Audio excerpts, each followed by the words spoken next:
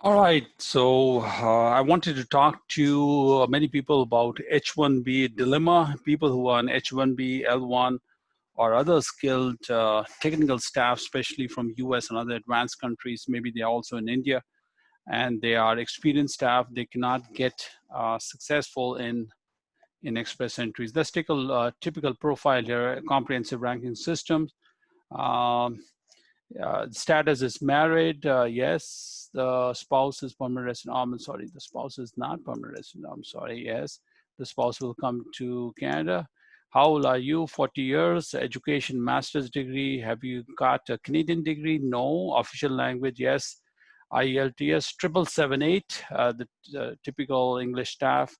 No language skills in French. Work experience 10 years. Yeah, 10 years max.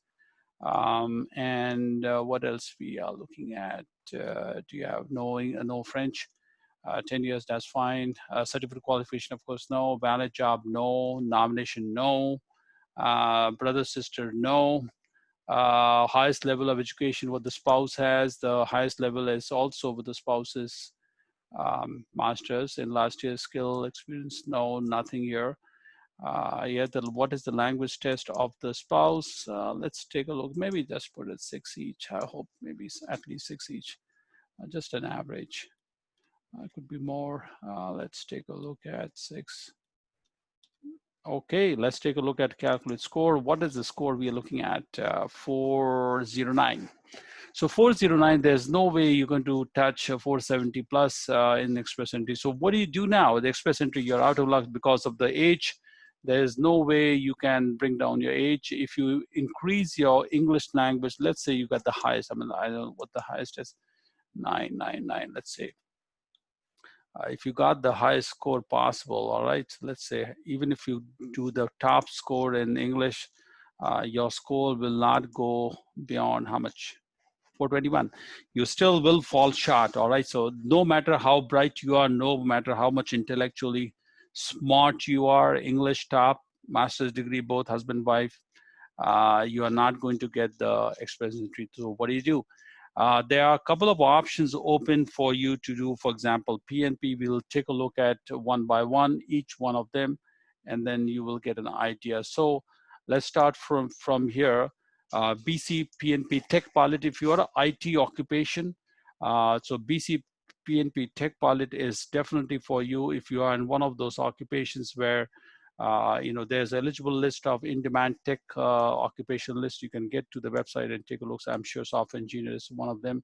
So let's take a look at those occupations that we're talking about. These are the occupations we're talking about: 2171, 72, 73, 74, 75. Pretty much that's, it gives you the code. You already know your code here.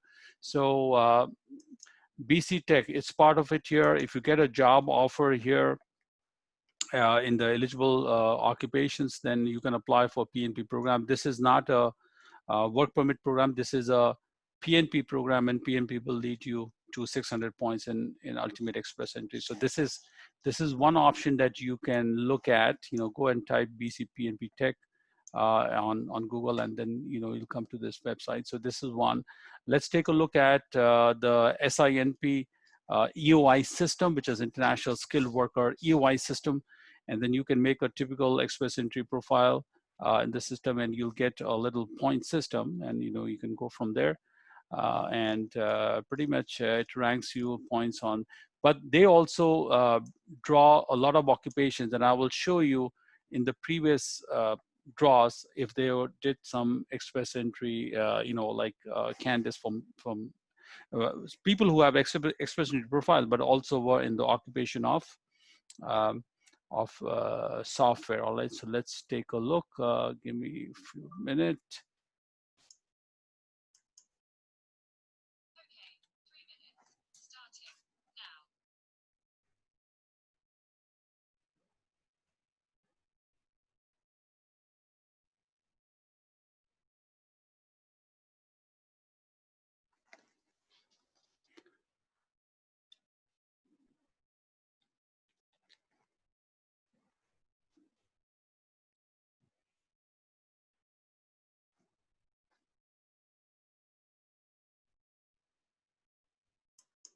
I'm showing you the SINP International Skilled Worker Expression of Interest selection results for the past many months.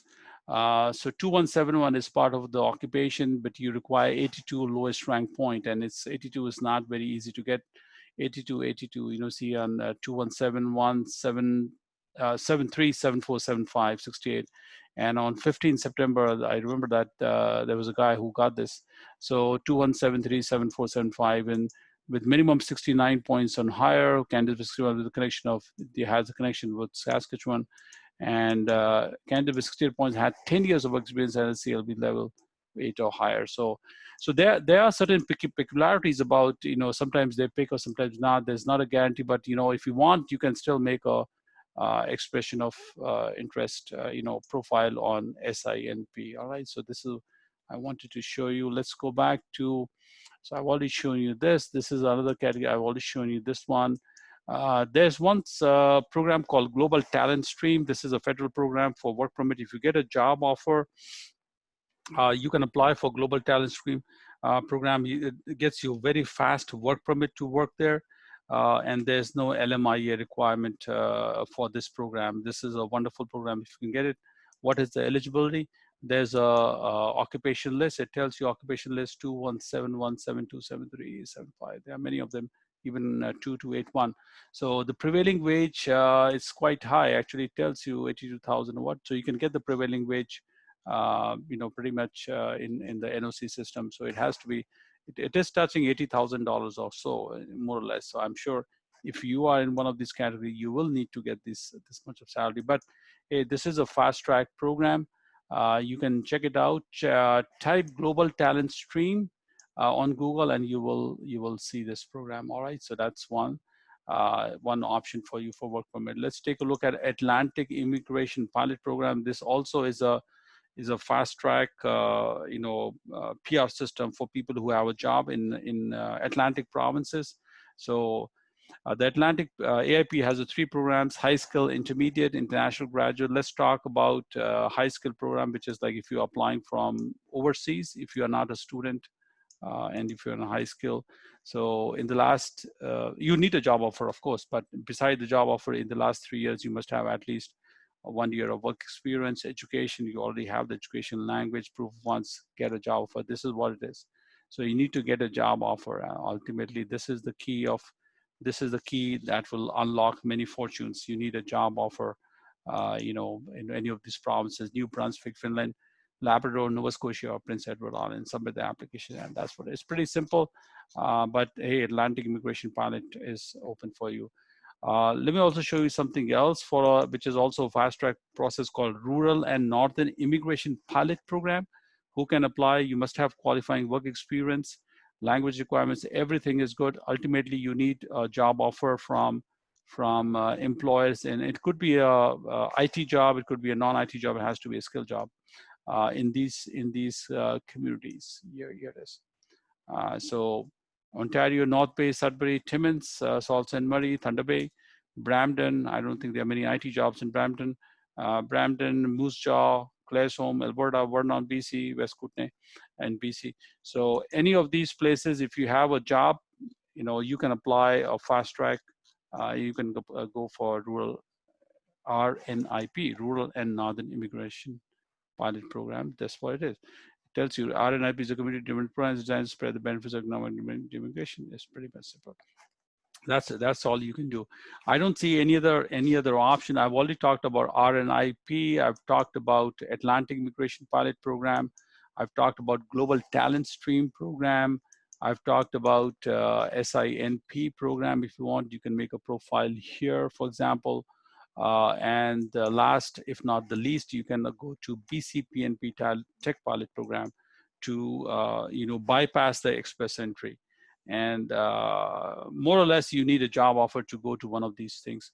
Lastly, but not the least, let me just show you something else, which a lot of people ask me. It's called Startup Visa Program.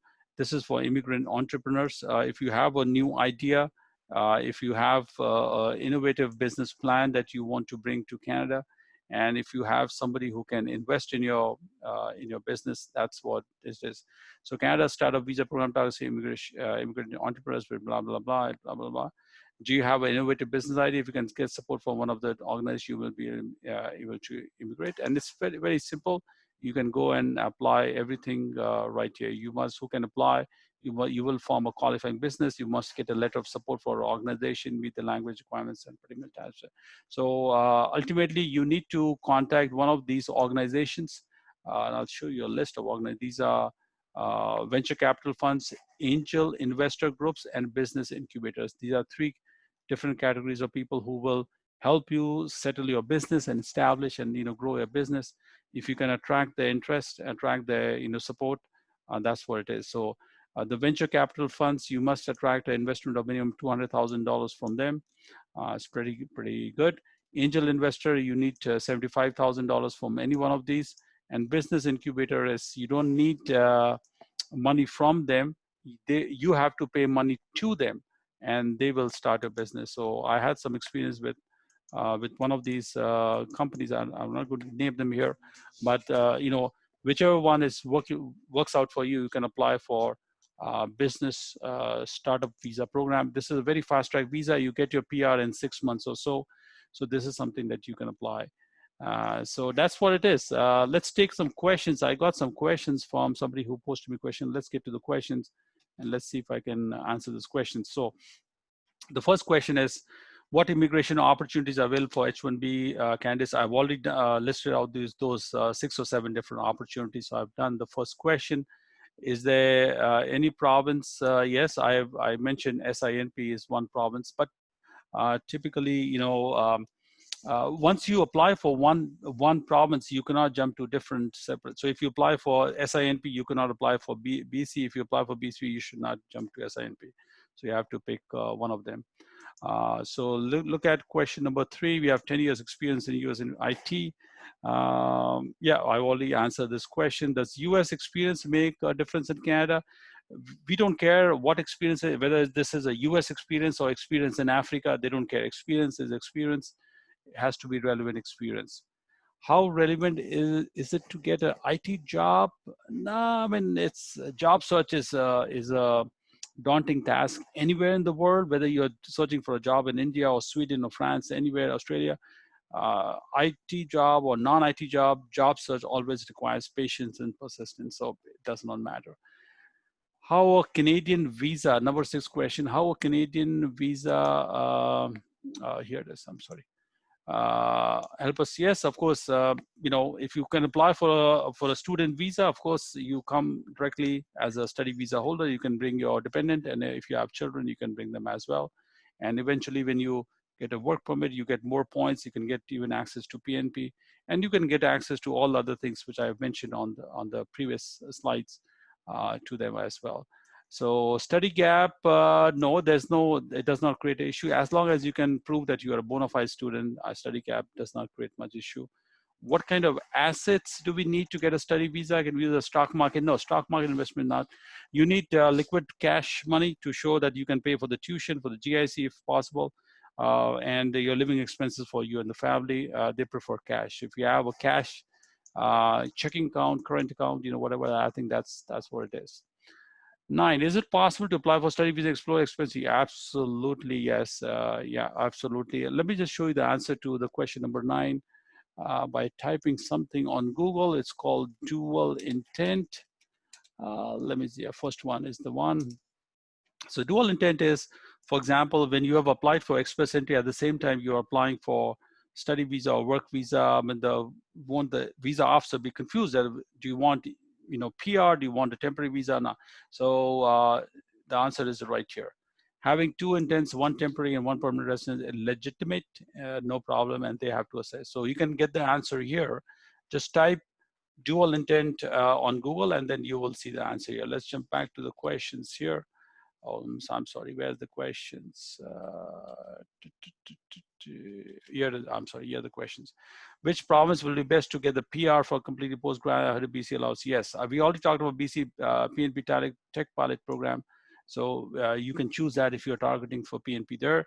But ultimately, it all depends on where's the job, what job do you get? Even if you study in for example, Nova Scotia, and if you have a job as soon as you pass out, you have a postgraduate work permit and you have a job in PC, you can always fly there. It doesn't matter. Uh, Ultimately, you will get PNP through that. But you should focus on what you have to study, what will get you the job, rather than the province. I think that's what it is. Some IELTS centers are not yet open. The universities give admission to IELTS. Yeah, for visa application you need IELTS, but for universities they may waive you with maybe some like a TOEFL or maybe like a Duolingo or something. That's fine. But for visa application, ultimately the visa officer will look at IELTS scores. Sometimes if there's any exceptional waiver, for example, if you say like I just have TOEFL and the university took TOEFL, maybe they will take in TOEFL if you have US experience, perhaps, but I would prefer that you have IELTS. If the company offers us a job, and how long will it get the work permit? Work will pay okay. The LMIE process, it typically takes 3 to 4 months sometimes, but the global talent program is the fastest, a 2-week turnaround program. The cost of the visa, cost of the LMIE is $1,000, and if you go to a private lawyer, they may charge you $2,000, $3,000. So in less than about $3,000 to $4,000, the whole process can be done. But if it's a big company, they will pay for the whole process themselves. They should not charge you. So that's what it is. Question number 12. Are there any investment opportunities for us if the Canadian? Yeah, we already talked about startup visa, and you can apply in there as well. That's what I prefer. There are other entrepreneur programs, but I don't expect people who are IT people and who are working as employees in different company invest $200,000, $300,000 to start a company. It's not worth it. I think you should focus on finding a job, and that's what it is. So I think I've answered most questions. This is it. So US H-1B candidates, if you are looking for some guidance, I think you should start your research from based on this a little foundational, like a topic here, what we discussed. And then if you have extra questions beside this, you can always contact me, and then I can take it from there. Thank you very much for your time. I hope to see you later, and look forward to see your comments as well. Thank you. Take care.